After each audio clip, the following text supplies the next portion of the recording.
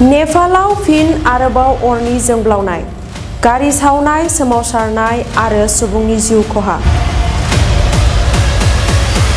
नेपालाव मानि आरो माब्रै आरोबाव फिन दाङाबाजि सोमजिखो? नेपालाव गिदिर दाङाबाजि जादों। हिन्दु आरो मुस्लिमनि गेजेराव गिदिर दाङाबाजि। दाङाबाजिया माब्रै जागायजेनखो? गिदिर सोंथि। गुबैयै गिबियाव भारत सिमनायाव थानाय सुनसरी जिल्लानि मोनसे गामियाव रबिबारखालि बे हिंसाया जागायदोंमोन, जेराव हिन्दुफोरनि धोरोमारि प्रसेसननि धोरोमारि गान आरो धोरोमारि फिरफिला बिरहोनायखौ लाना हिन्दु आरो मुसलमानफोरनि गेजेराव नांलाय खमलाय जानायनि उनाव बे जाथाया जागायदोंमोन।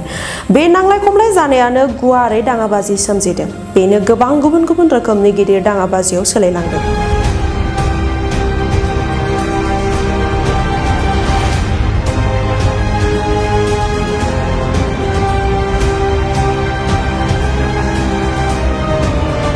पुलिस बिबुंथिगिरि अभिनारायण काम्प्लेनि बादिब्ला, सुबुं जथुमनायखौ होस्रांनो थाखाय पुलिसआ गुलि गावनायाव 2 मानसिनि जिउ गोमायो आरो 3थि मानसिया बिस्तिबारखालि सिराहा जिल्लानि मोनसे प्रटेस्टआव जिउ गोमादों, जेराव कारफिउ सोलिबाय थादोंमोन।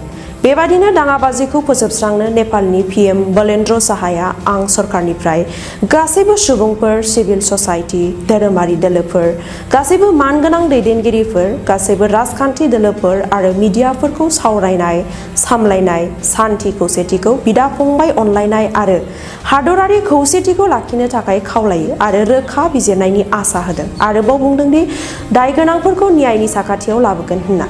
लोगोसे पुलिसफोरा बुंदों दि बिसोर सान्थि लाबोनो थाखाय खामानि मावगासिनो दं। जों गासैबो पुलिसफोरा फोथाराव सांग्रां लाखिदों आरो रायजोआरि सम्पथिखौ रैखा खालामनो आरो एसेबां खम गोहोजों बेले-बेजे जानाय जाथायफोरखौ होबथानो नाजागासिनो दं होननानै फोरमायदों। दाङाबाजिखौ होबथानो थाखाय कारफिउ होदों।